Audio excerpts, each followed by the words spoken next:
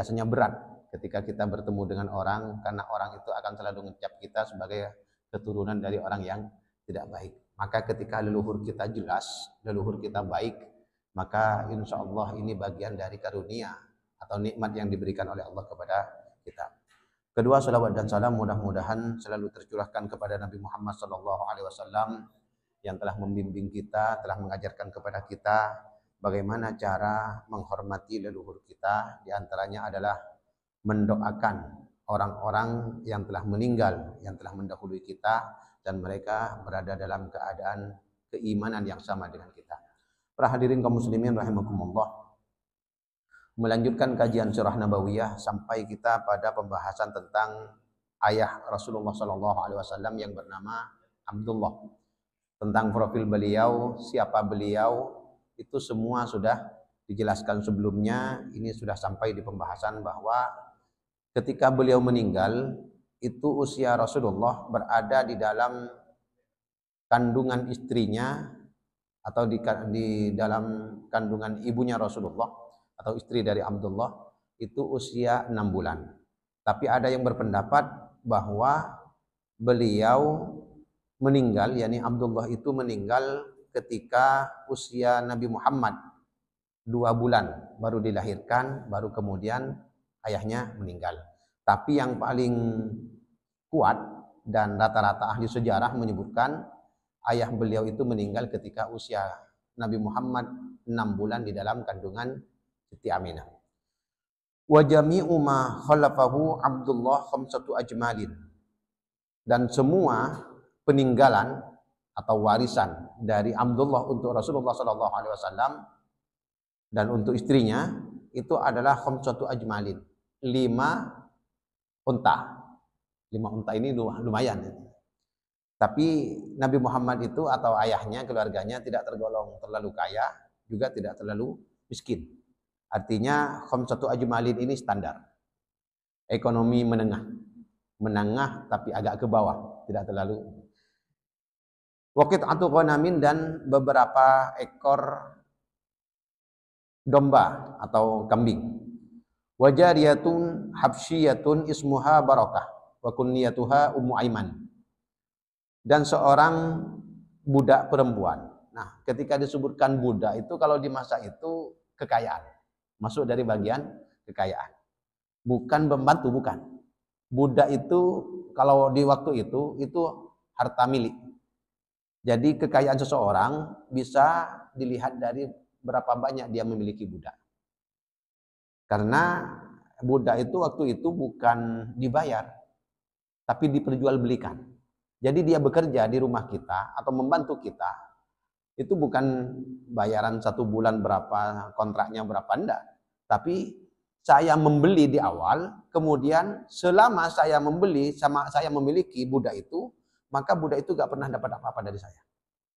Artinya gak pernah dapat bayaran dari saya. Kenapa? Karena saya sudah membayar di awal, yaitu dengan cara membelinya. Sehingga kemudian transaksinya waktu itu, pada orang jual beli binatang.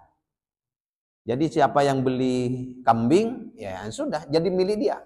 Sampai ada orang yang membelinya. Atau sampai dimerdekakan. Nah, itu baru kemudian hak kepemilikannya sudah menjadi milik dirinya sendiri. Makanya di dalam ajaran Islam itu sangat banyak sekali anjuran atau hukuman bagi orang yang melakukan hal yang dilarang oleh Allah. Itu diantara caranya adalah memerdekakan budak. Kenapa? Ya karena Islam itu tidak menginginkan ada perbudakan. Tapi dengan cara yang tidak frontal. Dengan cara yang halus. Jadi ada orang melanggar misalnya. Di bulan suci Ramadan tidak boleh melakukan hubungan suami istri. Ketika dia sedang berpuasa, maka ketika dia melakukan hal itu, maka yang pertama harus dilakukan adalah memerdekakan budak. Kalau gak mampu berpuasa, terus seperti itu. Nah, kemudian ada orang yang menyerang ajaran Islam, atau ya viral juga itu kemarin videonya di TikTok apa di YouTube. Ketika disebutkan di dalam Islam atau di dalam Al-Quran tentang budak, itu berarti nggak up to date. Artinya Al-Quran itu tidak sesuai dengan perkembangan zaman. Kenapa? Karena masih menyebutkan tentang budak. Nah, Al-Quran atau ajaran Islam ketika menyebutkan perbudakan, itu rata-rata tentang memerdekakan budak. Nah, tidak bisa dipungkiri di masa Nabi dan setelahnya itu masih ada perbudakan. Masih ada perbudakan. Nah, ketika disebutkan tentang memerdekakan budak, itu biasanya ada alternatif lain. Jadi kalau nggak ada budak atau nggak mampu memerdekakan budak, maka kemudian ada aturan yang lain. Apa tebusannya? Atau apa hukuman bagi orang itu? Ya misalnya seperti berpuasa 2 bulan berturut-turut. Nggak mampu, maka kemudian memberi makan 60 orang yang miskin. Setiap hari. Nah, ketika seperti itu, maka kemudian Islam itu ternyata sesuai dengan perkembangan zaman. Di zamannya, di masanya ketika masih ada budak, bisa memerdekakan budak. Gak ada budak sekarang, ada alternatif lain. Jadi artinya hukuman dari pelanggaran itu masih tetap ada. Ini menunjukkan ketika memberikan alternatif, masih ada alternatifnya, ada kemungkinan yang lain, ada pilihan, menunjukkan bahwa Islam itu sesuai dengan perkembangan zaman. Jadi kalau ada orang menyerang Islam atau mengatakan bahwa Islam itu tidak up to date, tidak sesuai dengan perkembangan zaman, karena ada sebutan atau pembahasan tentang memerdekakan budak, itu keliru. Ada memang, tapi kan sesuai dengan di masanya. Setelahnya ketika sudah gak ada budak, maka kita menggunakan hukuman alternatif yang lain atau kemungkinan yang lain. Nama dari Jariyah, Jariyah Habasyiyah. Habasyiyah itu artinya orang Habasyah, tapi perempuan. Namanya Barokah. Kunyahnya Ummu Aiman. Yang sering kita dengar itu namanya Ummu Aiman. Jadi Siti Aminah atau Abdullah itu punya budak bernama Ummu Aiman. Wa hadinatu Rasulullah sallallahu alaihi wasallam, dan dia yang pertama kali mengasuh atau menggendong Rasulullah sallallahu alaihi wasallam ketika baru dilahirkan itu. Jadi yang merawat awalnya itu ya Ummu Aiman ini. Namanya adalah Barokah. Barokah itu aslinya kebaikannya selalu bertambah. Apapun ketika dapat barokah, maka kebaikannya selalu bertambah. Bisa jadi materinya tidak bertambah, secara kuantitas jumlahnya tidak bertambah, tapi kebaikannya, manfaat yang bisa kita ambil bertambah. Itu namanya barokah. Anak yang barokah. Jumlah anaknya berapa? 4 misalnya. Atau 3 misalnya. Ya nggak bertambah jumlahnya. Tapi kebaikan yang didapat dari anak kita, atau pahala yang kita dapatkan dari anak kita, itu selalu bertambah. Itu berarti anaknya barokah. Rezeki juga sama. Gajinya tetap. Misalnya setiap bulannya 5 juta misalnya, atau 4 juta. Secara nominal tetap 4 juta. Tapi ketika disebutkan gaji itu barokah, yang 4 juta itu bisa sebanding dengan yang 8 juta, bahkan bisa sebanding dengan yang 10 juta. Itu namanya barokah. Nominalnya tetap, tapi kebaikan yang didapatkan dari nominal itu bertambah. Itu yang namanya barokah. Pasangan barokah. Bagi seorang suami, istri bisa barokah. Jadi walaupun satu misalnya, walaupun istrinya satu, itu lebih baik daripada yang 4 misalnya.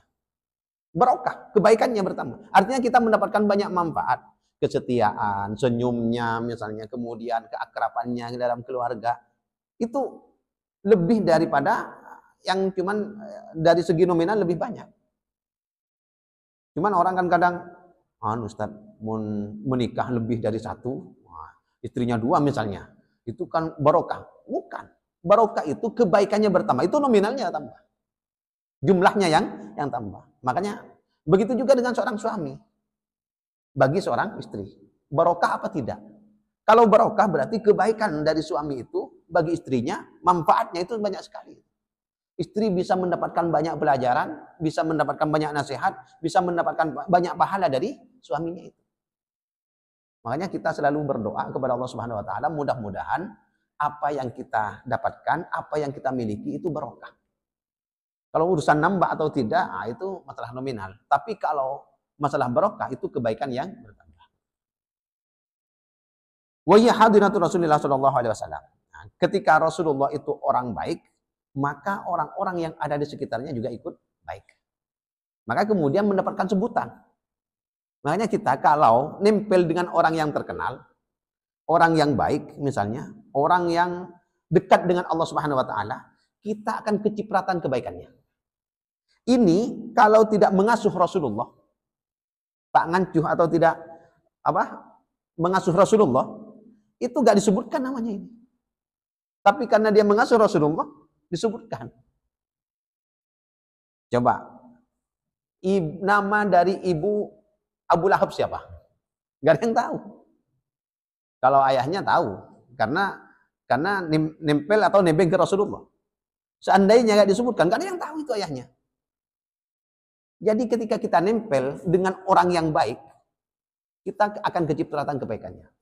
Makanya kita dianjurkan untuk banyak-banyak membaca sholawat kepada Rasulullah. Kenapa?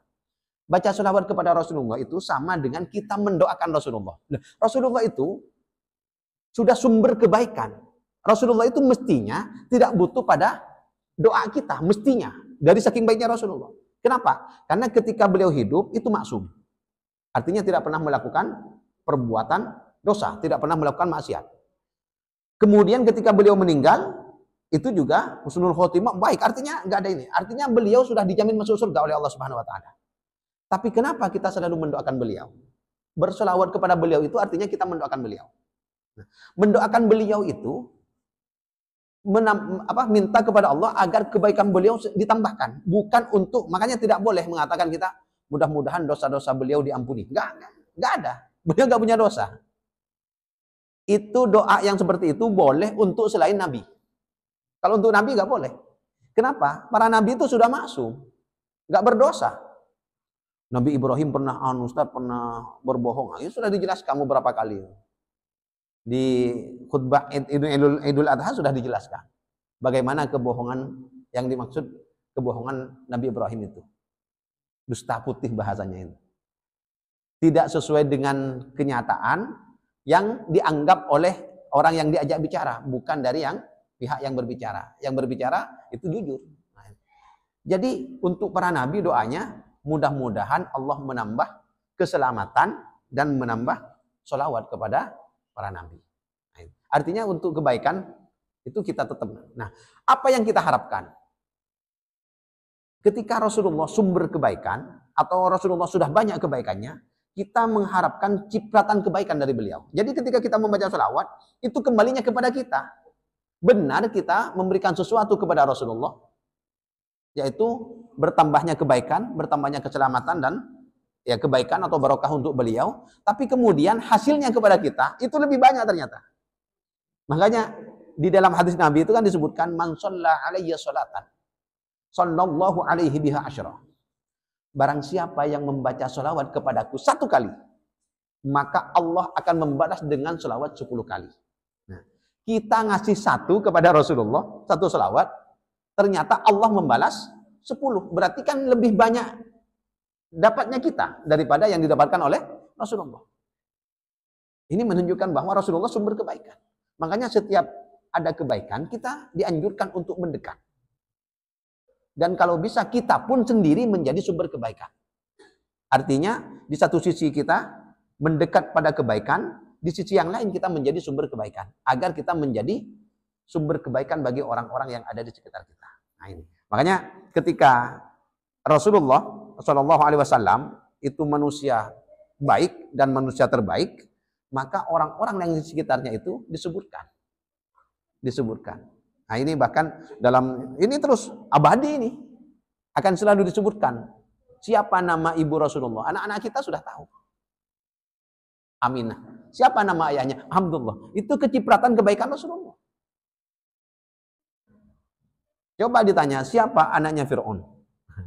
Ada saya tahu. Saya tahu kalau Fir'aun itu pun dalam tanda kutip untuk hal keburukan. Siapa ayahnya Fir'aun? Gak ada yang tahu. Siapa? Nah, kalau istrinya Fir'aun tahu, karena baik. Asia kan, Siti Asia. Ayah tahu nih yang bisa jadi yang kelopai. Atau bisa jadi. Tapi kan disebutkan dalam sejarah. Bahkan dalam Al-Quran disebutkan bahwa ada istri Fir'aun yang mukmin, yang bernama Asia itu. Itu contoh orang mukmin atau perempuan yang mukminah. Jadi ini menjadi pelajaran penting bagi kita. Ketika kita nimpel kepada yang baik, maka kita akan kecipratan baik. Sebaliknya, ketika kita nempel pada yang buruk, bisa jadi memang kita tidak ikut buruk, tapi kemungkinan ini kecil. Yang lebih besar apa? Ketika kita nempel, berdekatan dengan yang buruk, kita biasanya kecipratan buruknya. Kecipratan buruknya. Walaupun kita gak kecipratan buruknya, bisa jadi kita kena fitnah. Atau disangka buruk oleh orang lain. Nah, contoh. Ketika ada orang datang ke masjid. Masjid kan baik. Walaupun dia pencuri, jadi kita gak tahu dia dari mana, tapi tiba-tiba ketika ada waktu sholat, dia ikut sholat ke masjid. Ini gak akan ada yang nyangka dia pencuri. Padahal dia mencuri. Kenapa? Karena dia sholat ke masjid. Oh, ini orang baik. Oh, ini bisa jadi dia musafir. Dia orang yang sedang mengembara atau orang yang sedang di luar. Kemudian karena ada masjid, maka kemudian ini berarti orang istiqomah. Kan kita menganggap seperti itu. Padahal dia habis mencuri. Sebaliknya, ada orang baru pulang dari masjid. Kemudian ada kumpul-kumpul, ternyata anak-anak muda nyabu. Kemudian kita ikut nimbrung. Nah, ikut nimbrung.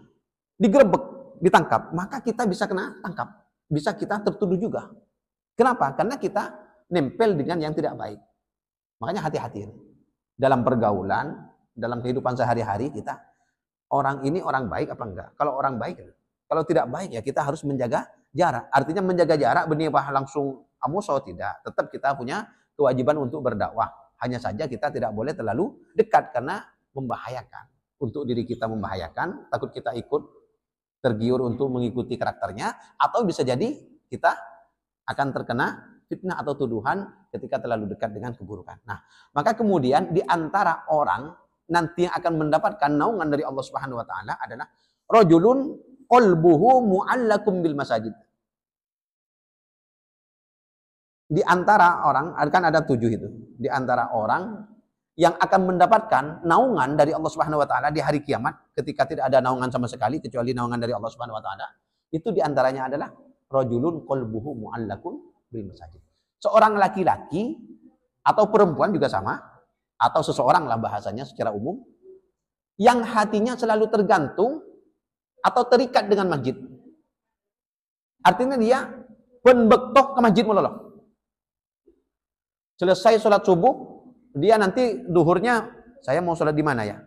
Nah, ketika dia misalnya di kantor misalnya, saya mau sholat di masjid mana? Nah, itu berarti hatinya tergantung dengan masjid atau terikat dengan masjid. Saya pikir masjid melolong. Nah, orang seperti ini akan mendapat ayat, artinya dia nempel pada kebaikan. Masjid itu tempat yang baik. Maka ketika ada orang yang hatinya selalu terikat atau nempel ke masjid, maka dia bagian dari orang yang ikut baik, ikut kebaikan atau mendapatkan barokah dari kebaikan, dari sumber kebaikan yang berupa masjid itu. Hanya dia akan mendapatkan seperti itu. Begitu juga dengan hal yang lain. Ketika nempel dengan keburukan, nah ini. Kemudian, nah ini sudah selesai tentang pembahasan ayahnya Rasulullah SAW, yaitu yang bernama Abdullah. Cuman ada orang, ada simpang siur tentang nasib ayahnya Rasulullah dan ibunya. Itu yang sering ditanyakan. Bagaimana nasib keduanya? Apakah keduanya masuk neraka atau keduanya masuk surga? Nah, itu pertanyaan itu sebenarnya bukan cuma zaman sekarang, dari dulu sudah ada. Biasa pertanyaan seperti ini. Bagaimana nasib? Nama ayahnya Rasulullah memang Abdullah. Tapi itu waktu itu Abdullah dengan nama yang lain itu bukan masalah Islami atau tidak Islami namanya. Jadi Allah itu memang sudah dikenal. Mereka sudah sering bersumpah dengan nama Allah. Wallahi itu mereka sudah sering bersumpah. Artinya Allah itu mereka kenal sebagai Tuhan memang. Tapi kemudian mereka menyembah patung. Artinya ketika mau menyembah Allah itu melalui perantara patung. Yang seperti itu. Jadi Allah itu dijadikan patung atau batu-batu itu dijadikan sebagai perantara. Tapi mereka tahu bahwa Allah itu adalah Tuhan. Tapi kemudian mereka melakukan hal-hal yang dilarang oleh Allah termasuk kesyirikan. Itu mereka. Jadi mereka menyembah patung, intinya ingin menyembah Allah Subhanahu wa taala, tapi melalui menyembah patung. Dan itu tak nyampe itu artinya. Artinya Allah tidak butuh perantara. Bahkan ketika ada orang menyembah malaikat dalam rangka menyembah Allah, enggak nyampe juga. Artinya mereka tetap disebut orang syirik. Jadi kalau yang tidak langsung menyembah Allah Subhanahu wa taala itu masuk bagian dari nah, ketika nama Abdullah itu bukan berarti nama Islami atau tidak Islami, tidak. Di masa itu. Jadi kenapa? Karena mereka sudah sepakat bahwa meyakini bahwa Allah itu memang Tuhan. Kemudian bagaimana dengan nasibnya? Nah, dalam sebuah hadisnya ini sahih dari Sahih Bukhari, Sahih Muslim disebutkan bahwa ada sahabat Rasulullah yang datang kepada beliau, kemudian bertanya tentang orang tuanya. Bertanya tentang orang tuanya. Abi wa abuka finnar, kilahuma finnar. Ayahku dan ayahmu dua-duanya masuk neraka. Ada yang menyebutkan fil jahim, yang penting intinya adalah di neraka. Ini hadisnya sahih, Cuman kemudian ada hadis, ini sebenarnya hadisnya kalau dari segi kualitas masih banyak yang menyaksikan. Ini insya Allah disebutkan di dalam Sunan Abu Daud, di At-Tirmidzi, Sunan At-Tirmidzi, itu menyebutkan bahwa Rasulullah Shallallahu Alaihi Wasallam pernah bersabda bahwa ayahnya Rasulullah itu pernah dihidupkan di masanya Rasulullah sudah diutus, itu pernah dihidupkan, kemudian ayah dan ibunya dihidupkan, kemudian membaca syahadat. Setelah itu mati lagi. Ini memang disebutkan dalam hadis, tapi kualitas hadisnya banyak yang mempertanyakan. Bahkan ada yang menyebutkan ini hadisnya dhaif. Kemudian, ini jadi dari hadis ini kita sudah mulai, kalau yang di surga itu berarti dalilnya, kalau yang di neraka itu berarti dalilnya ini. Kalau yang di surga berarti dalilnya yang kedua. Kemudian banyak ulama yang menyebutkan bahwa ini ulama ahli teologi, ahli debat, ahli kalam dulu waktu itu, yang Mu'tazilah menyebutkan bahwa ayahnya Rasulullah itu di neraka berdasarkan hadis itu. Kemudian sebagian dari ahlu sunnah wal jamaah mengatakan bahwa ayahnya Rasulullah itu masuk di masa fatrah. Masa fatrah itu masa antara nabi yang sebelumnya dengan nabi yang setelahnya itu sangat jauh. Ya, jadi disebut ahli fatrah itu di masa sebelumnya sudah selesai, di masa nabi sebelumnya karena mereka khusus untuk kaumnya, masa nabi berikutnya belum ada. Nah, Abdullah itu dan ibunya Siti Aminah masuk dalam masa fatrah ini. Termasuk Abdul Muthalib. Kecuali Abu Thalib. Abu Thalib itu bukan masuk ahli fatrah, bukan. Ahli fatrah itu masa renggang, masa tenggang antara masa yang satunya sudah selesai, masa sebelumnya, setelahnya belum muncul, belum ada. Itu namanya masa fatrah. Dan ini dalilnya dari Al-Quran. Wa ma kunna mu'adzibina hatta nab'atha rasulah. Dan kami tidak akan menyiksa, tidak akan memasukkan neraka orang-orang yang belum kami utusan kepada mereka. Artinya untuk masa fatrah. Sehingga kemudian orang yang berada di masa fatrah ini itu digolongkan masuk orang-orang yang beriman kepada Allah. Atau orang yang masuk surga, yang diselamatkan dari. Kenapa? Karena mereka di satu sisi tidak mengikuti agama yang ada di masa jahiliyah waktu itu, tapi mereka juga tidak mengetahui ada agama baru yang waktu itu masih belum muncul. Jadi dari masa sebelumnya sudah selesai, masa Nabi Ismail sudah terlalu jauh, tapi masa setelahnya, yaitu yang Nabi Muhammad, belum diutus. Nah ini yang kemudian menyebutkan bahwa ayah Rasulullah dan ibunya itu di surga, bukan di neraka. Nah, tapi kemudian kalau berdasarkan hadis yang sahih itu ayah dan ibu Rasulullah ada di neraka. Nah, cuman kemudian disebutkan kata orang yang ahli fatrah itu, itu untuk menghibur sahabat Rasulullah. Untuk menghibur sahabat Rasulullah bahwa ayahnya memang kafir. Ketika kafir berarti ada di neraka. Makanya untuk masalah surga dan neraka nanti di kehidupan akhirat itu cuma pilihannya dua. Kalau gak surga ya neraka. Nah, kenapa pilihannya cuma dua? Ya karena kita hidup itu kalau gak mukmin kafir. Bagaimana dengan orang Islam yang melakukan perbuatan dosa, Ustaz? Nah, orang mukmin atau orang Islam yang melakukan dosa itu mendapatkan surga dengan keimanannya. Masalah dosanya, kalau tidak diampuni oleh Allah, maka dia dicuci dulu di neraka. Tapi orang mukmin untuk masuk neraka itu sulit sebenarnya. Jadi orang mukmin itu untuk masuk neraka sulit. Kenapa? Karena Allah masih menyiapkan syafaat. Syafaat melalui Rasulullah, syafaat melalui keluarganya, melalui anaknya yang hafal Al-Quran, itu bisa memberikan syafaat kepada orang tuanya. Nanti di akhirat. Nah, Allah bisa memberikan syafaat kepada siapa saja yang dikehendaki oleh Allah Subhanahu wa taala. Bahkan dalam hadisnya Nabi menyebutkan syafaati yaumal qiyamah li ahlil kabair min ummati. Syafaatku nanti di hari kiamat itu untuk orang-orang mukmin, untuk umatku yang beriman, yakni orang-orang Islam yang melakukan dosa besar. Coba, yang melakukan dosa besar itu mendapat kemungkinan, bukan jaminan ya, ada kemungkinan mendapatkan syafaatnya Rasulullah SAW. Mendapat syafaat Rasulullah artinya dia bisa bebas dari neraka dan langsung bisa masuk surga. Ini kalau orang mukmin. Makanya kita tidak boleh memvonis seseorang itu kafir, bahaya itu. Kecuali dia melakukan kekufuran. Nah, kecuali melakukan untuk orang mukmin ya, orang mukmin. Makanya hati-hati. Kalau ada orang nggak sholat, jangan langsung kita memvonis orang itu kafir. Kenapa? Karena orang nggak sholat itu ada dua kemungkinan. Kemungkinan pertama, dia nggak sholat karena malas. Tapi dia yakin bahwa sholat itu wajib. Berarti orang ini nggak kafir. Yang kafir yang kemana? Yang kafir itu, dia nggak sholat dan meyakini bahwa sholat itu nggak wajib. Ini yang kafir. Itu ada standarnya.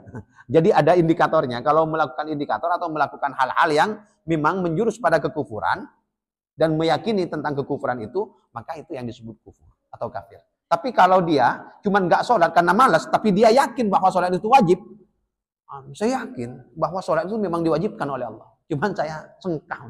Nah itu tetap dia beriman, tetap orang Islam, keng dia melakukan hal yang dilarang oleh Allah Subhanahu wa taala. Dan ini enggak kafir. Ini enggak kafir. Walaupun ada sebagian ulama yang menyebutkan bahwa dia kafir dari perbuatannya. Jadi menurut Abu Jeng dianggap kafir. Padahal masalah keyakinan untuk kafir itu. Makanya kita hati-hati tentang mengkafirkan orang Islam. Kenapa? Karena kalau kita mengkafirkan orang Islam dan ternyata dia tidak kafir, bisa jadi kekafiran itu kembali kepada kita. Kenapa demikian? Karena ketika kita misalnya, kamu kafir, ternyata orang ini enggak kafir, berarti kata-kata kafir itu kemudian ke langit. Di langit ditolak. Kemudian ke bumi, di bumi juga ditolak. Maka ketika semua sisi menolak, maka bisa jadi kekafiran itu kembali kepada dia. Hanya hati-hati yang seperti ini. Untuk urusan yang dinikah, empon. Kalau mengatakan fasik atau nifak itu masih mending. Atau munafik itu masih mending. Tapi kalau mengatakan kafir, karena nanti di akhirat cuma pilihannya muntak mukmin kafir. Itu bahaya. Itu makanya kemudian untuk yang ayahnya Rasulullah itu memang ada dua pendapat. Sama-sama ya ada landasannya sama-sama. Makanya kita tidak boleh menentang kasih kamaan. Kecuali kita sudah enggak Ustaz, ini yang lebih sahih ini Ustaz. Menurut ya enggak apa-apa. Enggak apa-apa kalau punya keyakinan seperti itu. Tapi kita munkarokun pada tahu dalil ya insyaallah kita tak terlalu memperdebatkan hal itu. Kenapa? Karena itu untuk masanya Rasulullah dan untuk ayahnya Rasulullah. Dan insyaallah Allah yang lebih tahu tentang hal itu. Nah, kemudian kita akan membahas tentang al-maulidu wa arba'una aman qabla nubuwah. Nah, ketika disebutkan maulid ini berarti maulidan. Ini sering dibahas ketika momen maulid Nabi atau bulan maulid itu sering dibahas ini. Tapi yang detail belum dikaji secara ini. Al-maulidu wa arba'una aman qabla nubuwah. Kelahiran Rasulullah. Nah, jadi kalau disebutkan maulid itu berarti kelahiran. Kalau al-maulud yang dilahirkan. Al-maulid itu adalah kelahiran Rasulullah, kapan Rasulullah dilahirkan. Maka kemudian ketika disebutkan ada orang merayakan maulid, merayakan kelahiran Rasulullah. Dan ketika disebutkan maulid, nggak mesti Rasulullah saja, tapi yang masyhur karena ada bulan maulid, itu biasanya langsung dinisbatkan kepada Rasulullah. Padahal yang maulid itu bisa siapa saja, termasuk kita. Karena kita dilahirkan. Ketika ada maulud, berarti ada maulid. Siapa yang dilahirkan? Oh, ada orangnya. Berarti kapan dia dilahirkan? Nah, itu maulidnya. Maulid itu bisa waktu untuk kelahirannya. Itu makanya kemudian ketika disebutkan al-maulidu, nah itu yang dimaksud adalah Rasulullah SAW. Makanya ketika disebutkan bulan maulid, nah itu ya. Ada orang yang menyebutkan bulan maulud misalnya, keliru. Kenapa? Karena ketika disebutkan maulid itu yang dilahirkan, yakni Rasulullah. Bulannya Rasulullah, bukan. Bukan bulannya Rasulullah, tapi bulan di mana Rasulullah dilahirkan atau waktu Rasulullah dilahirkan. Wulida, dilahirkan Sayyidul Mursalina bisya'bi Bani Hashimin bi Makkah fi sabihati yaumil isnain at-tasi' min syahri Rabi'il Awal li awwali 'amin min hadisatil fil wa li 40 sanatan khalat min malaki Kisra Anushirwan wa yuwafiqu dhalika 20 aw 22 min syahri Abril sanah 571 miladian hasbama haqqaqahul alim al-kabir Muhammad Sulaiman al-Mansur Furi rahimahullah.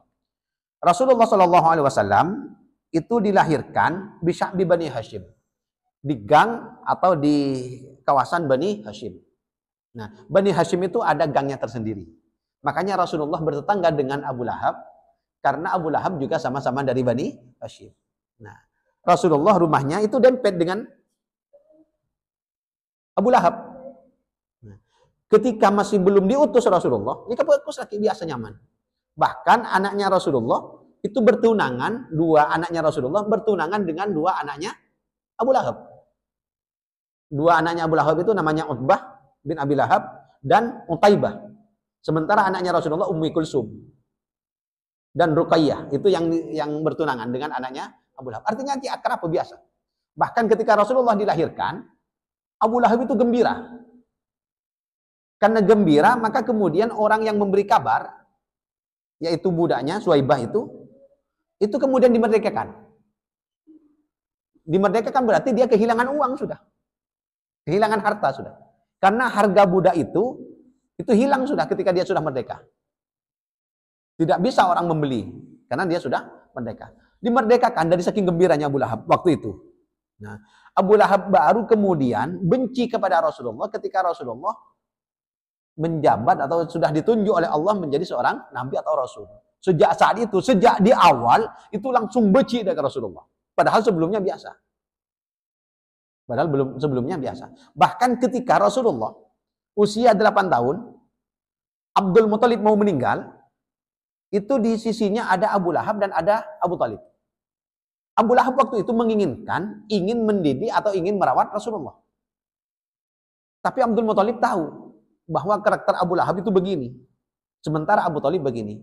Maka kemudian untuk merawat Rasulullah hanya diberikan kepada Abu Thalib, bukan diberikan kepada Abu Lahab. Artinya apa? Gak ada apa-apa sebelumnya. Bahkan Abu Lahab itu sangat menyayangi atau bisa jadi sangat ini kepada Rasulullah. Sangat suka kepada Rasulullah. Sebelum Rasulullah diutus. Tapi ketika sudah diutus maka kemudian berbalik 180 derajat. Wah langsung dari lebur ngalai ka pegel, ngalai ke beci. Di Makkah, Rasulullah dilahirkan di Makkah. Jadi kalau ada yang mengatakan dilahirkan di tempat lain, jadi dilahirkannya di mana? Di Sya'bnya Bani Hashim, di gangnya Bani Hashim. Fi sabihati yaumil isnain, di pagi hari Senin. Nah, di pagi hari Senin. Nah, padahal kita selama ini kan dengarnya malam kan? Rasulullah kapan lahirnya? Malam Senin kan? Ini disebutkan sobihah. Sobihah itu berarti pagi. Tapi yang dimaksud sobihah itu adalah pagi, yang dimaksud itu artinya dini hari. Berarti malam masuk, pagi masuk. Jadi melewati pertengahan malam itu sudah masuk dini hari. Dini hari itu bisa masuk pagi. Bisa disebutkan pagi, bisa disebutkan. Kalau kita zaman sekarang kan, sekarang hari apa? Sekarang hari Selasa. Nanti jam 12 itu sudah masuk hari Rabu. Berarti Rasulullah waktu itu dilahirkan malam Senin bisa, Senin pagi bisa. disebutkan. Artinya dini hari. Ada yang menyebutkan kubaila subhi, sebelum subuh. Artinya sedikit lagi sudah mau subuh. Rasulullah dilahirkan. At-tasi' min syahri Rabiul Awal. Tanggal 9 Rabiul Awal. Nah, ini. Ini waktu yang menurut karya ini, menurut Imam Sofiur Rahman Al-Mubarakfuri, pengarang dari kitab Ar-Rahiqul Maktum ini, beliau itu dilahirkan bukan tanggal 12 Rabiul Awal, tapi tanggal 9. Dan ini menurut beliau yang lebih kuat. Maka kemudian kata beliau ini dilanjutkan dengan tanggal atau kalender Masehinya. Dicocokkan dengan kalender Masehinya. Kemudian disebutkan. Nah, ini li awwali amin min hadisatil. Nah, kalau bulannya Rabiul Awal sepakat. Tahunnya tahun gajah sepakat. Bulannya Rabiul Awal sepakat, tinggal tanggalnya yang banyak enggak sepakat. Ada yang mengatakan tanggal 12, ada yang mengatakan tanggal 9, bahkan ada yang mengatakan tanggal 2 bulan Rabiul Awal. Nah, itu berbagai pendapat dari. Kemudian wali arba'ina sanah khalat min malik. Kemudian disebutkan li awwali amin min hadisatil fil. Tahun pertama dari kejadian al-fil, gajah. Artinya tahun gajah, ini sepakat. 40 tahun dari pergantian Kisra Nusirwan, atau mangkatnya ini orang yang di Persia itu, ada raja di Persia yang memimpin, kemudian 40 tahun dari kerajaannya ini. Wa yuwafiqu dzalika 20 aw 22 min syahri April. Ini bertepatan dengan tanggal 20 atau tanggal 22 bulan April. Nah, ini lengkap ini. Jadi kalau yang tanggal 9-nya ini lengkap. Berarti kalau tanggal 20 bulan April itu kalau tanggal 9-nya. Berarti kalau tanggal 12-nya itu bukan tanggal 20, tapi bisa jadi tanggal 23 atau 24 April. Nah, ini disebutkan tanggal 20 atau tanggal 22 bulan April. Kenapa beda antara tanggal 20 dengan tanggal 22? Ada perbedaan seperti ini. Katanya kalau menurut kalender Masehi yang klasik, yang lama, yang dulu, itu tanggal 20. Tapi kalau yang terbaru, yang kalender yang sekarang, yang kita pakai Masehi yang sekarang, itu tanggal 22 April. Tahun 571 Masehi. Itu kelahiran Rasulullah. Ada. Berapa menit lagi? Hasbama haqqaqahul alim al-kabir Muhammad Sulaiman al-Mansurfuri rahimahullah. Nah, ini menurut Imam atau Syekh Muhammad Sulaiman al-Mansurfuri rahimahullah. Artinya, kalau menurut ini, yang benar itu tanggal 9-nya, bukan tanggal 12. Warawa Ibnu Sa'ad anna umma Rasulillah sallallahu alaihi wasallam qalat lamma waladathu kharaja min farji nurun adha'at lahu qusur Syam wa rawa Ahmad wa Darimi wa ghairuhuma qariban min dzalik. Ibnu Sa'ad meriwayatkan dari ibunya Rasulullah sallallahu alaihi wasallam, dari Siti Aminah, kata beliau ketika melahirkan Rasulullah, ketika aku melahirkannya, yakni melahirkan Nabi Muhammad, kharaja min farji, keluar dari farjiku, dari kemaluanku, ya dari ini, setelah dari rahim itu, bersamaan dengan keluarnya Rasulullah, nurun, cahaya, adha'at lahu qusur Syam, yang mana cahaya ini kemudian berpencar, berpendar, dan sampai ke istana yang ada di Syam. Ada nih.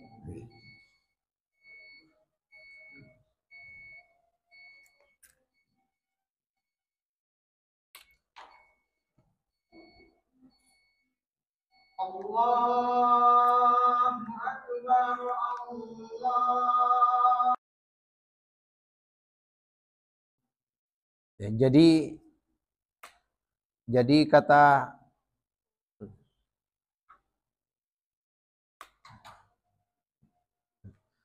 kata ibunya Rasulullah Sallallahu Alaihi Wasallam, ketika aku melahirkan Rasulullah Sallallahu Alaihi Wasallam, melahirkan Muhammad, anak ini katanya, waktu itu masih belum jadi nabi, itu keluar nur, cahaya dari farjiku.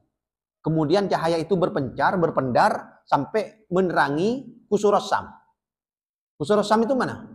ada di Damaskus, ada di Palestina. Qusur Syam itu ada istana. Dulu ada Qasrul Abyad. Qasrul Abyad itu gedung putih. Gedung putih, tapi bukan gedung putih Amerika yang sekarang. Jadi dulu sudah ada. Qasrul Abyad itu sudah ada zaman dahulu. Yaitu di Syam, di masa kerajaan Romawi waktu itu.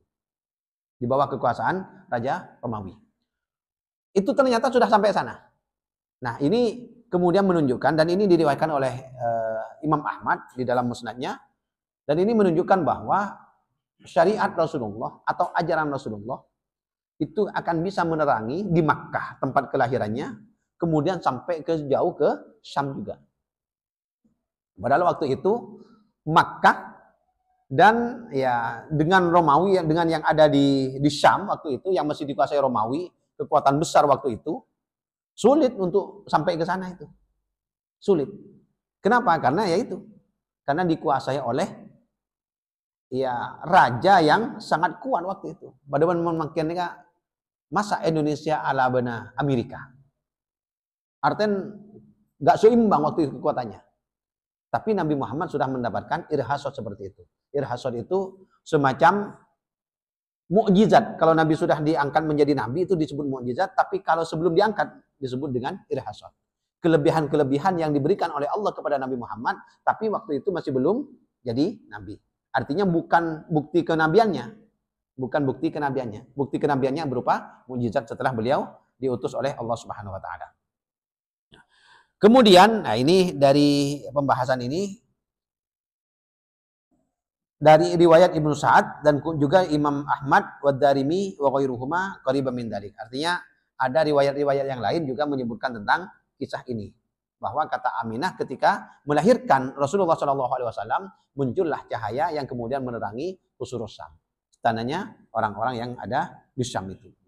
Tentang perbedaan pendapat kelahiran Rasulullah, terutama tanggalnya, ada yang mengatakan tanggal 9, ada yang mengatakan tanggal 8, ada yang mengatakan tanggal 2, ada yang mengatakan tanggal 12, itu perbedaan dari ulama juga sebenarnya. Itu berdasarkan dari, ya karena memang waktu itu belum ada kalender yang paten untuk yang Islamiyah.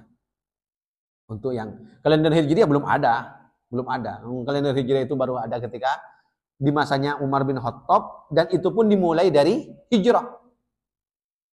Sementara kelahiran Rasulullah itu 53 tahun sebelum hijrah. Hijrahnya kan usia beliau 53 tahun. Berarti Rasulullah, ya berarti 53 tahun sebelum Rasulullah hijrah, sebelum ada. Nah, maka kemudian penentuannya ini bisa berbeda-beda. Nah, dari mana dalilnya yang 12 itu? Itu di Berzanji itu ada. Di yang disebutkan Wulidal Musyarraf fi Rabi'il Awal Sani Asyar Amal Filih ala qaulin bil maqbuli. Itu dalam bentuk saja, dalam bentuk syair itu disebutkan bahwa Rasulullah SAW itu Wulidal Musyarraf, Rasulullah dilahirkan fi Rabi'il Awal, di bulan Rabi'ul Awal. Sani Asyar, tanggal 12. Amal Filih, tahun gajah. Ala qaulin bil maqbuli, menurut pendapat yang bisa diterima.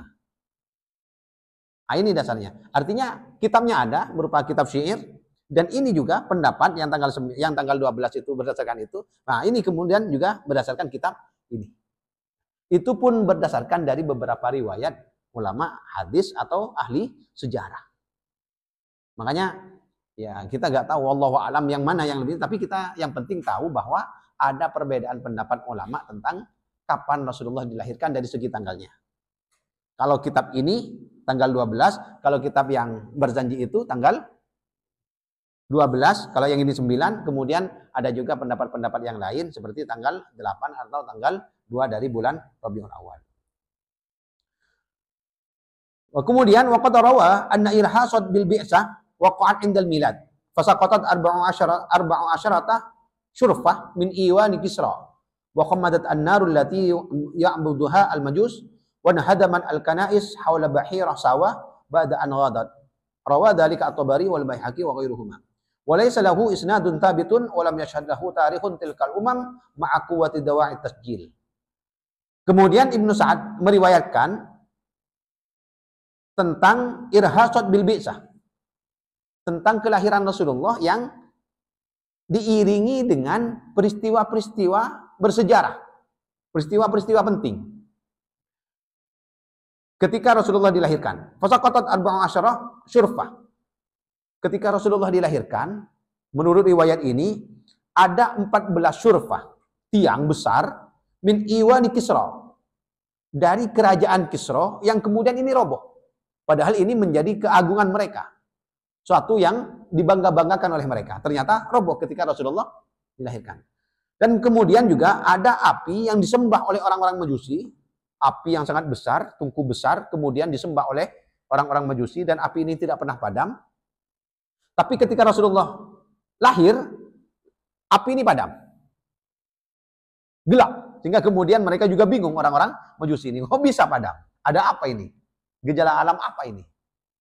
Jadi mereka waktu itu dikisahkan bahwa mereka bingung karena biasanya api ini tidak pernah padam, tapi waktu itu di malam itu atau di dini hari Senin itu padam.